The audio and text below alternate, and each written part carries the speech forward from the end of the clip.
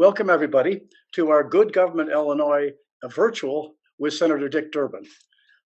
Very briefly, many of you know, but good government here at Illinois, we try to focus on, one, protecting democracy, which is why we're doing today.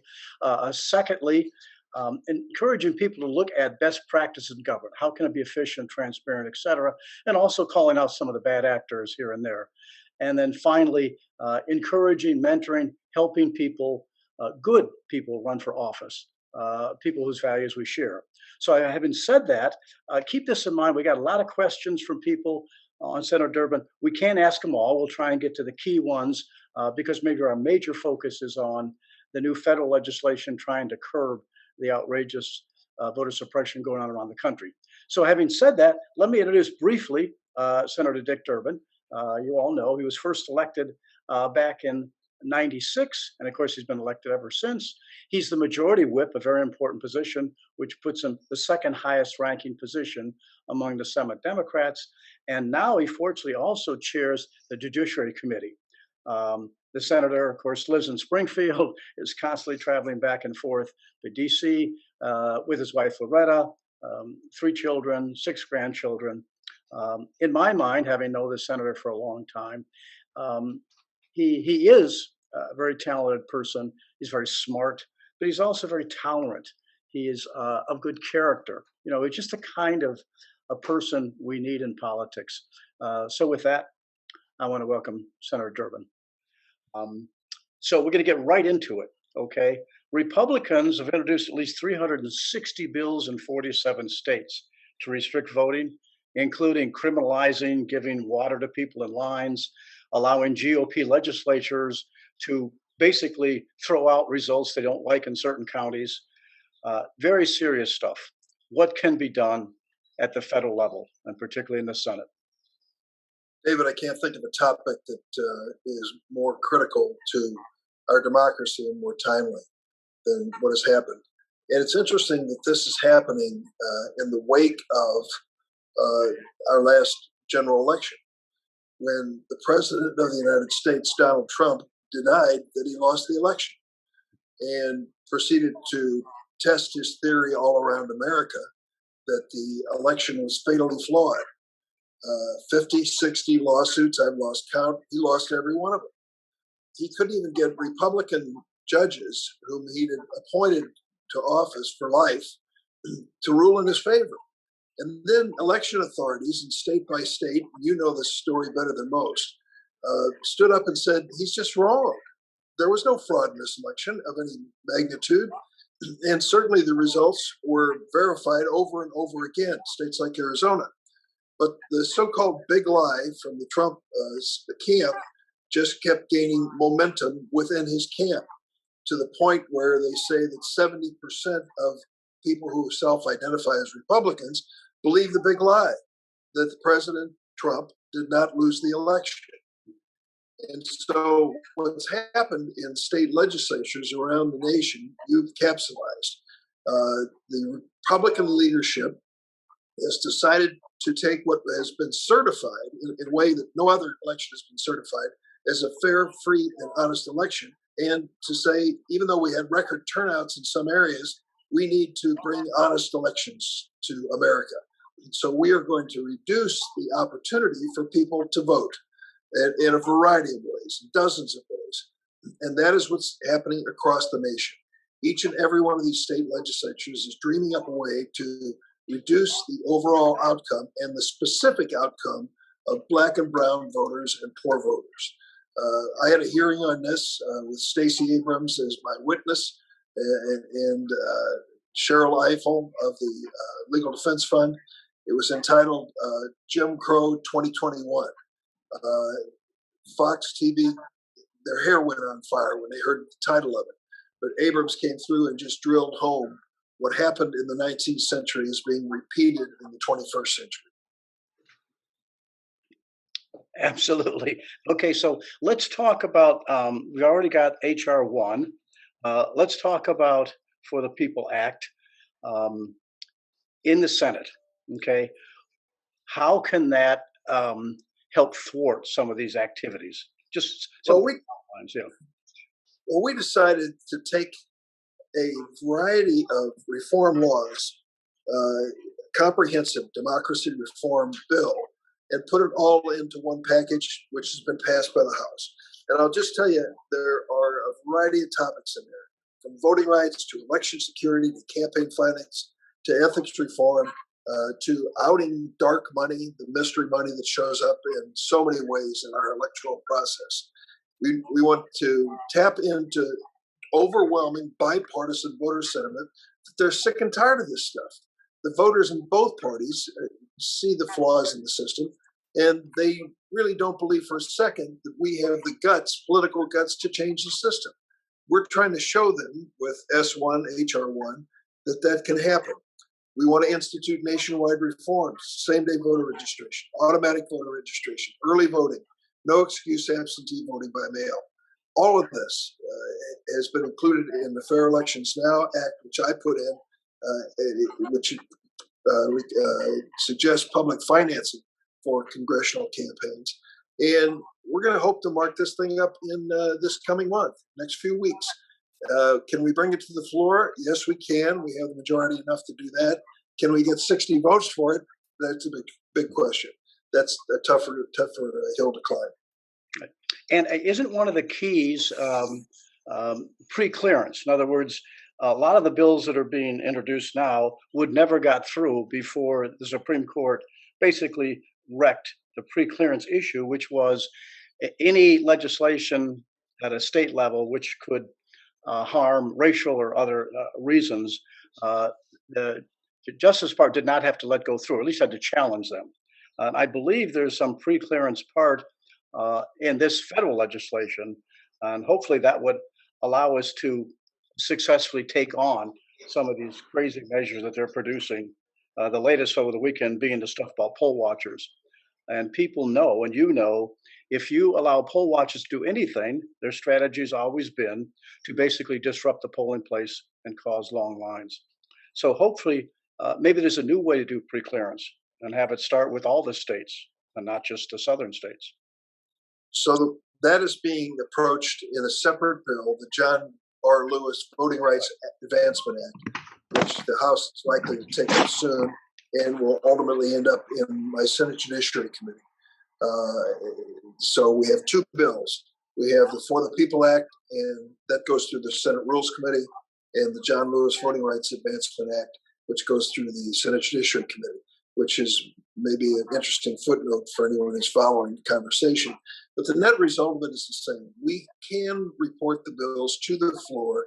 The question is whether or not we can get 60 votes. Now, it's interesting that this concept of preclearance really takes a hard look at the reality of discrimination in America. And in the 1960s, when you and I were just pups in this business, we put the Voting Rights Act in place and said there are certain states which have, sadly, a grim history when it comes to dealing with voting rights, district lines, all the procedure of the election. So when they come up with these ideas in states, we would pre-clear them in the Department of Justice to make sure that they are not discriminatory.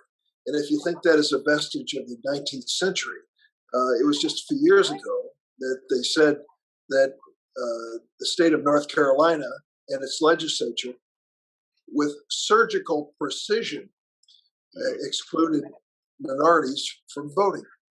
So preclearance is still necessary, despite the decision of the Supreme Court in Shelby County. And that separate bill, the John R. Lewis Voting Rights Advancement Act, would establish that. Good. Let's just touch, because you mentioned how difficult or challenging this can be to pass.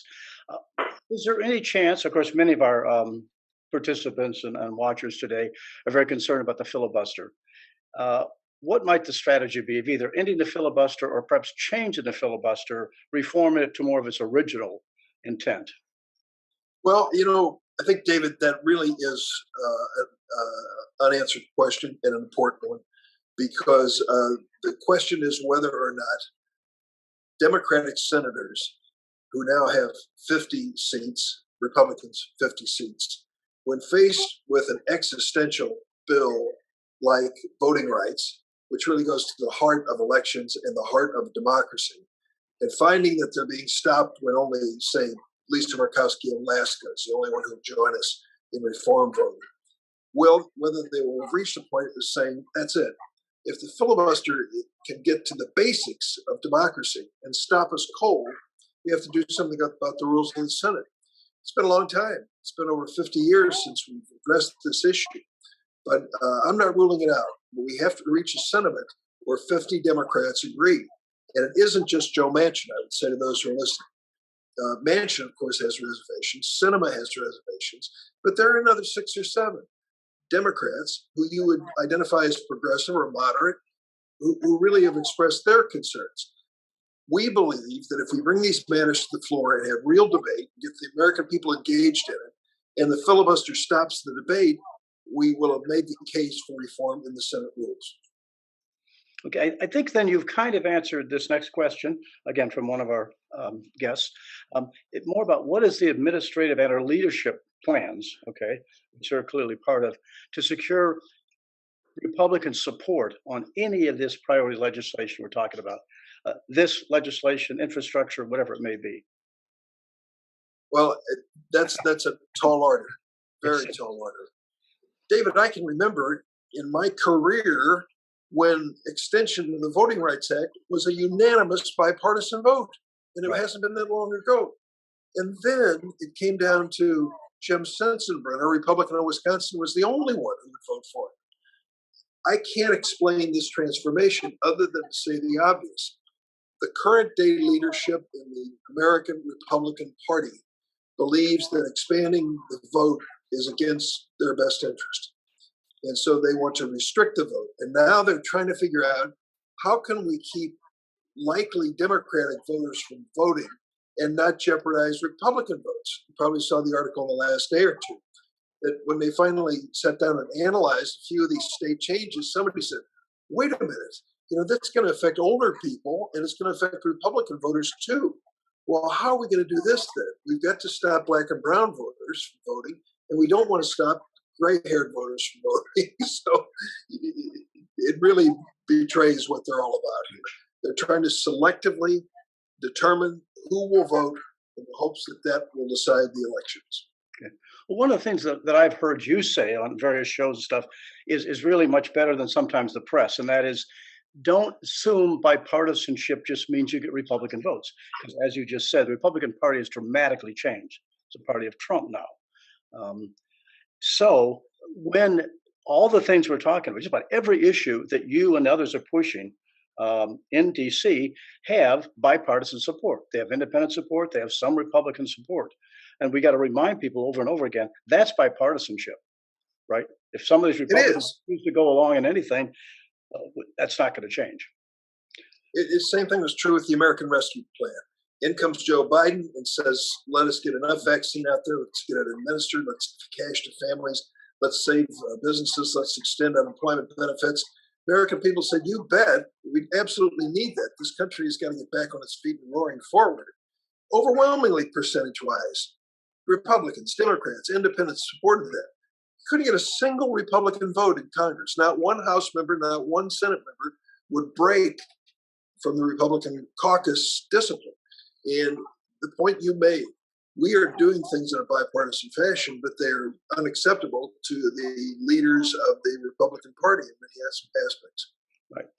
On that point, a lot of our listeners are asking, how confident are you that we're going to pass a good infrastructure bill? If it is just confined to bricks and mortar, steel, concrete infrastructure, I think we can pass the bill. But President Biden took a look at the economy and said, the economy is more than that. The economy is broadband technology from coast to coast in every inner city precinct, as well as every small town and rural area. They need it for kids to go to school. They need it for telehealth. They need it to keep and attract good businesses. So he wants to expand broadband. And another thing he said, don't forget that the transmission system in America for electrical power has not been modernized in a long time. If you think I'm kidding, ask the people in Texas who went through a shutdown of their electrical service for weeks on end just recently.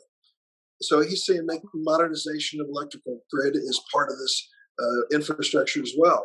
Then he said, don't forget the human side. You and I know this story. You can build the best damned expressway from the city in Illinois to the place of employment and inaugurate it. Everybody pats themselves on the back. And if the mother who wants to fill the job can't find daycare for her kids, what good does it do?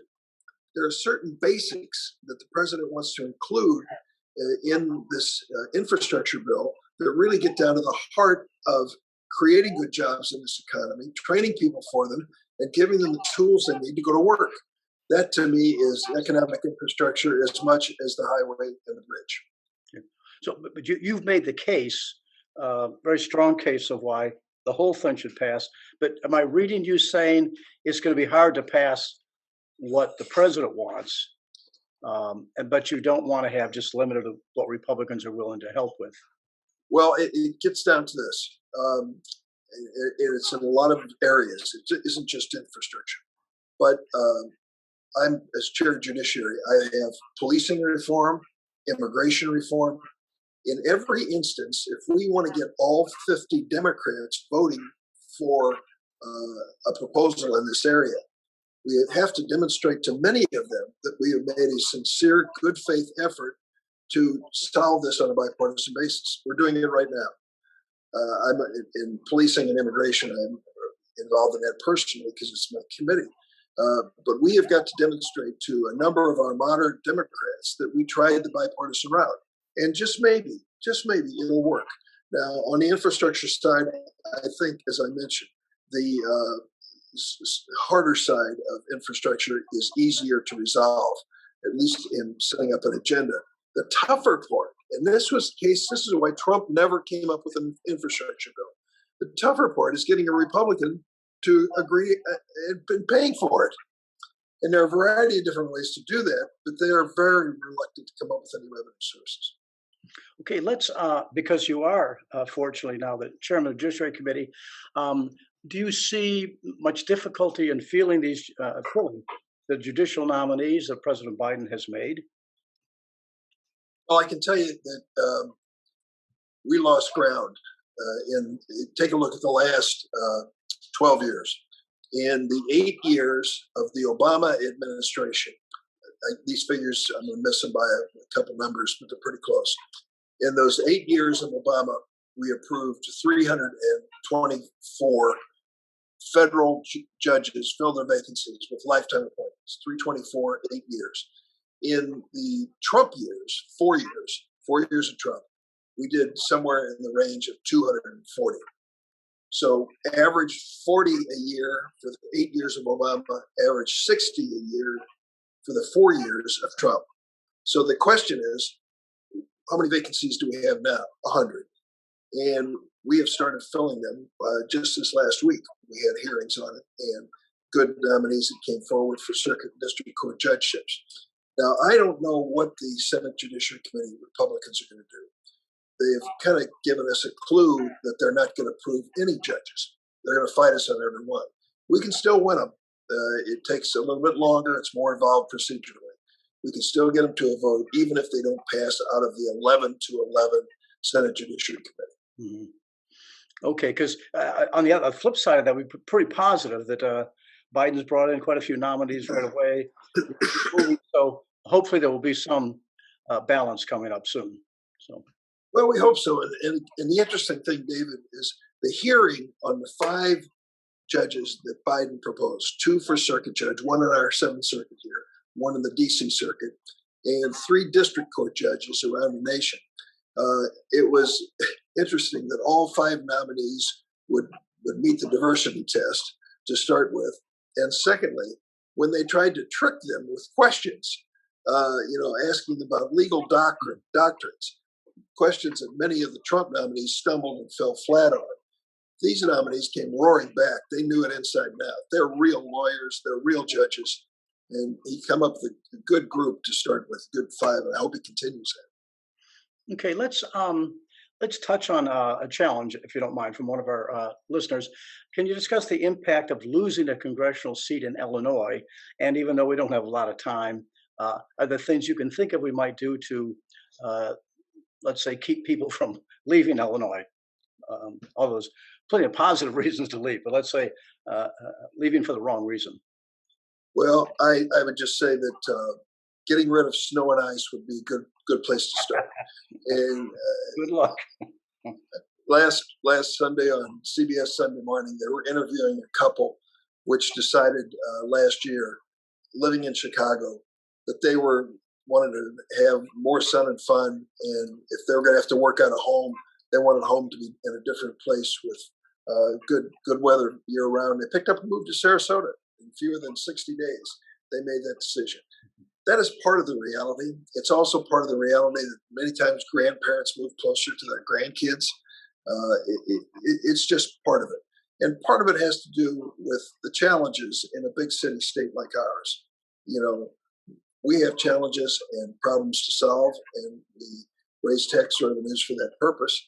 And our property taxes, as you and I both know, are higher than some places. I think the price isn't too much to ask when you consider what the state can offer too. But we are still in part in a position of trying to recover from the situation of the economy, and it's going to take some time. It'll take a while. I think we're on the right track to do it. And are you, let's say, somewhat confident that even though Illinois loses a congressional seat, the Democrats may not lose one? Well, I can tell you with the Democratic legislature and governor, historically, that means you and I both know that Democrats draw a map that is favorable to them. So in case your viewers and listeners say, wait a minute, that isn't fair, I'll tell them my beginning of my political career story. I lost 3 elections before I ever won one. In 1982, they drew a congressional map, the Democrats in Springfield did, and I challenged an incumbent Republican who'd been there for 22 years, and I beat him. 10 years later, the tables turned. Now Denny Hastert leads the Republican effort to draw a map that knocks me out of office. He didn't get the job done. I survived the election. I then ran for the Senate. But that's what happens in our state every 10 years, depending on who ends up with the authority to draw the map. It's not unusual. Now, many reformers are saying, well, that stinks because it can be used against people. It can be discriminatory, and it shouldn't be a partisan process. I want to tell you, this is not a cop-out, but if that becomes a national standard, count me in.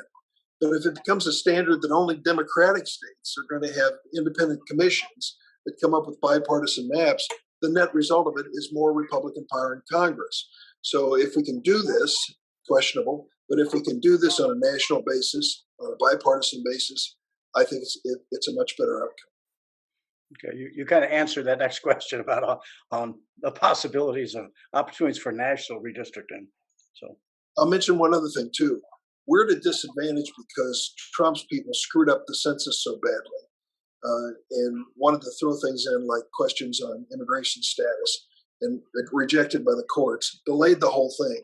And you and I both know we have one of the earliest primaries in the nation. You start circulating petitions in the September of the year before the election to file them in the December of the year before the election for the March primary. And that means that if you're going to be circulating petitions, you have to know the boundaries of your districts. The legislature is in a fix because they won't have final figures from the census in time to do that in September. I don't know. Some people said to me that they would have to change the date on the primary.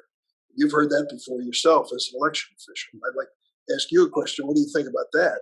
I happen to think the March primary, which I've lived with all my political career, really advantages incumbents.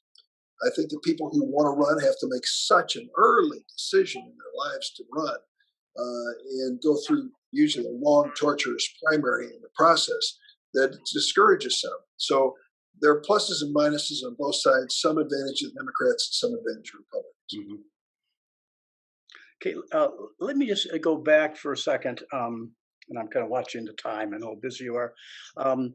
In terms of the national legislation, in terms of election reform, the papers, including New York Times recently, have talked a lot about the divisions within the Democrats. Now, again, It's okay to have divisions. People have differing viewpoints, but at some point, we've got to come together on those votes. There was something from the Black Caucus concerned about some issues. Whether or not some of the ethics parts should be in there or separate. Um, how how big a challenge is that going to be? Because there's different things in these bills. There's, like I say, the voting reforms, the ethics issues, the campaign finance reform. Um, can we pull it all together? I will just tell you, the opportunities are so limited. I've had this is my 25th year in the Senate. I can't remember when we reached a point where the appetite was so strong that reform was inevitable. We usually talk ourselves out of it. We wait until whatever scandal created the conversation ebbs and move on to other issues. And there are always other issues to move on to. But, I come out of a school in Democratic politics, started as a college kid with a guy named Paul Douglas, a wonderful U.S. Senator named Paul Douglas, who was a full disclosure man. He started disclosing his income and net worth every single year, even though the law didn't require it. My next job was with one of his mentees, Paul Simon. Same story, and I got in that habit. I've done this disclosure every year, and I think it's healthy. It's embarrassing sometimes. In the beginning, my wife and I were just flat out broke, and questions are always raised when you give people more detail. But if we're going to restore confidence, full disclosure of income and net worth beyond what is required by law, I think is essential. So I don't know if we can keep the appetite strong for ethics reform, but if we can do it with this one bill and do a big mega bill with that as one of the core elements, I'm for it. Okay, so Senator, by the way, you mentioned Paul Douglas and Paul Simon, wonderful U.S. senators, and I think you are in that same capacity.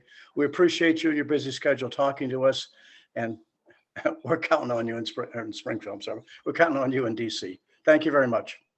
Thanks, David. Thanks for all your good work over the years. Been a great to ally with you on so many of these issues. My pleasure. Thank you. Bye-bye. Great. Thank you so much, David and Senator Durbin, and thanks to all of you for submitting your questions. Please follow Good Government Illinois for information about future events like this.